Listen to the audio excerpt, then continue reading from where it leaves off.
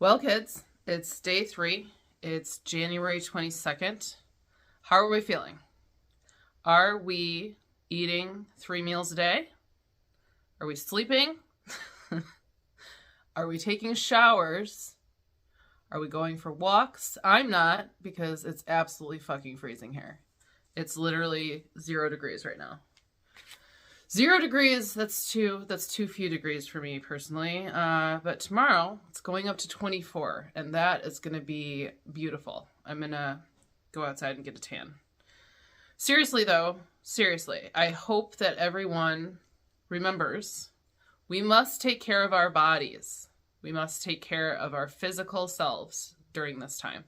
Stress has an unimaginable impact on us, and for people who have a heart and a soul, which I'm guessing if you like to watch my crap, you probably are a little bit sensitive. You might have a little too much heart, a little too much soul. So this is going to hit you really hard. And what I have learned is there are some things we can control and some things we cannot control. You can control how well you take care of yourself during this time, and it's very important. We need you. We need every single bit of heart on this planet that we can possibly fucking get. Someone also has to be here to rebuild when shit really falls apart. And it will. Oh, it will. Unless we wake up to a headline tomorrow that says, you know who has departed this plane. And that is very possible. He is rather old and he only eats McDonald's. Let's get into it, shall we? Deep breath for this one. Trump overturned the Equal Rights Amendment. So that is a big deal. The Equal Rights Amendment was passed over 60 years ago. It protects minorities. It protects immigrants. It protects women. It protects religious discrimination. It basically says you can't discriminate against anyone based on their gender, their religion, their skin color, etc., etc. And, a lot of people are saying, well, he can't just do that. Congress has to back it up.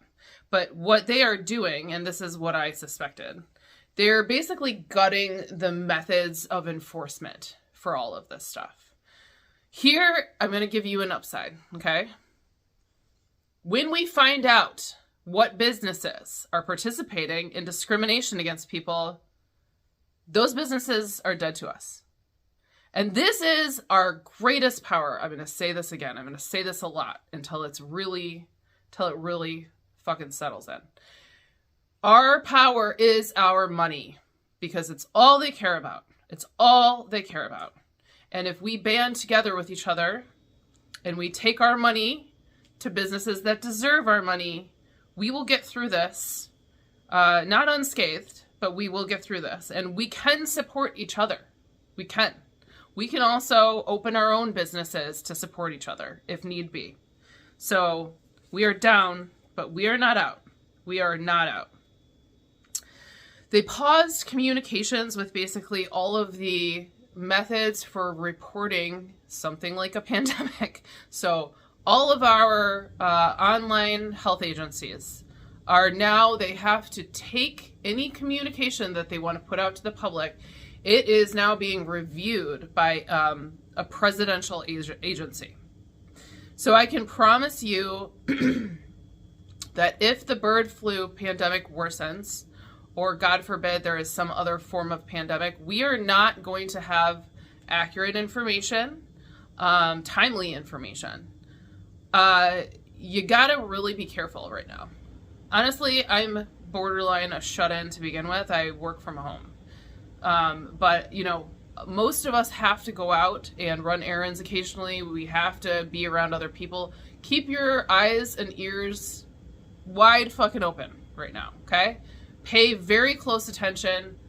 I would recommend going back to wearing masks. It's a very dangerous time right now. And we just don't know when the next big thing is coming. If you are immunocompromised, I would triple that. Okay, we are also having some record-breaking storms, snowstorms, in locations that typically don't get snow, including Florida, Louisiana. There's a huge snowstorm in New Orleans right now, and Texas. Some of these places, I've seen videos, I've seen photos. It's literally 6 or 7 inches of, like, a lot of snow. And even though the people there might be having fun making snowmen, it's probably not a great sign. Also, the fires in California are out of control still, and there are new evacuation orders, I know, in northern LA. I've heard that there are fires as well in San Diego.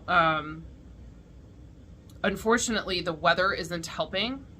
There is supposed to be some rain on the horizon, but I don't know if it's enough to actually dampen the situation and put the fires out. Time will tell. It is not a good situation. DEI employees, their leave started today. So these are government employees that were hired, I believe, as DEI trainers. Again, I don't even know if anyone knows the extent of all of these executive orders. I think a lot of people's minds are still reeling. There's a lot of processing that needs to be done. They were put on paid leave.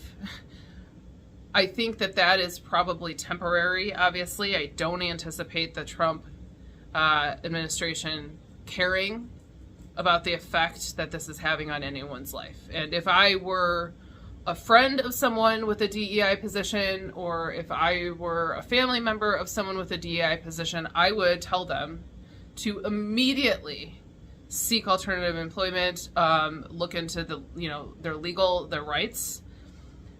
However, I do believe this is a new landscape, and we're really going to find out how many of the people around us are horrible fucking people. Unfortunately, we're going to have a lot of information about that rapidly. The Pentagon is sending troops to the Mexican border. 1,500 active duty troops are being deployed down there.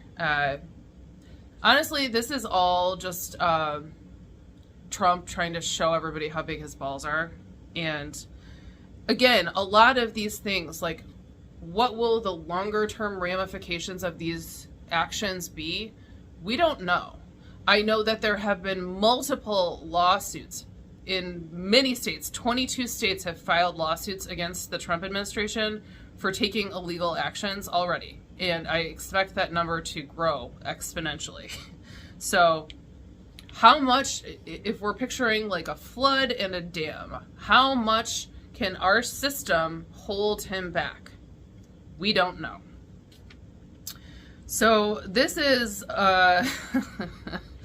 this is interesting. One of the people that was pardoned for January 6th is already back in jail on gun charges. He also had domestic violence charges. He was on probation. He's not allowed to possess a firearm. He was caught by the police with firearms. He's back in jail. Another woman who was pardoned, her name is Pamela Hill. She actually refused the pardon. And she made a number of, frankly, really humble statements. And I am grateful and impressed that she was able to take responsibility. She said what they did that day was incredibly wrong, and that these pardons that Trump is handing out like candy send the wrong message to our country. She called him a liar. She said that the narrative that he pushes is false. It sounds like she's really honestly woken up, and that she feels a lot of remorse. So she refused her pardon. I wish more people had the ability to self-reflect. And again, I think we're going to find out how much of our country has any kind of maturity emotionally, spiritually, mentally, intellectually, any kind of maturity. We're going to have, it's going to be almost like a test for people. So far, a lot of people are flunking that test. So another thing that's happening is that Germany is telling its citizens that Trump is just like the World War II man. And their media it's all over the news. They're talking about this a lot. They are very afraid for us, for the world. They see the similarities.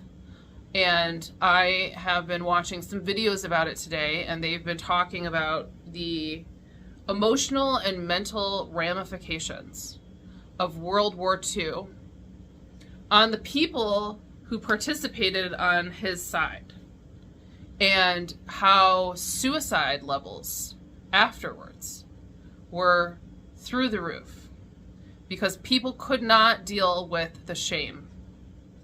When they woke up and realized what they had done, what they had participated in, when the spell wore off, they couldn't deal with the shame.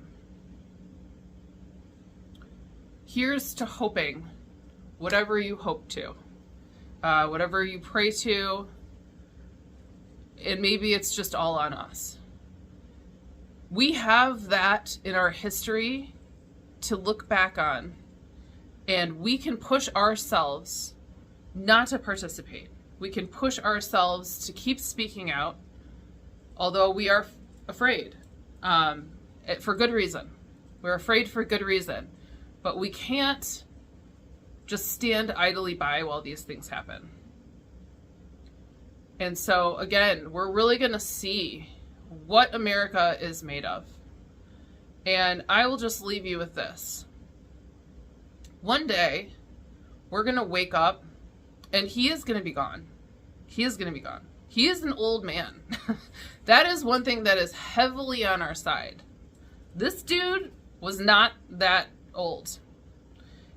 It is inevitable that a man in the shape that he's in, who eats this much McDonald's, who has this much stress in his life, we've all seen what the presidency does to people. This is round 2 for him, and he is not showing signs of physical and mental stability. So that day is coming. It may happen this year. It may happen next year. And I do believe that when it does, there will be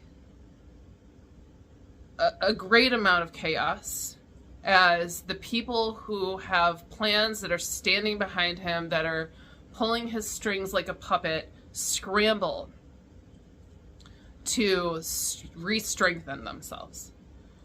And again, we have a military, we have allies. We're not alone. America is so used to being the sort of the dog that is managing all the other dogs and telling all the other dogs what to do in the junkyard. And it is a junkyard, isn't it? And we are weak right now, and we're falling apart, and we need help. So we have not even considered the fact that other countries may come in and help us. You know, when those tariffs go into effect on Canada on February 1st, Canada has promised us, this isn't a promise that I'm excited about because I live in fucking Michigan. Canada is telling us that they're shutting off the power to New York State, to Michigan, to Pennsylvania, to Minnesota. I don't know, there's 4 states. I know for sure New York and Michigan. They're shutting the power off. And they're doing that because they want him impeached. And they're saying that out loud. Because he is not just going to ruin our lives. He's going to destabilize the world economy.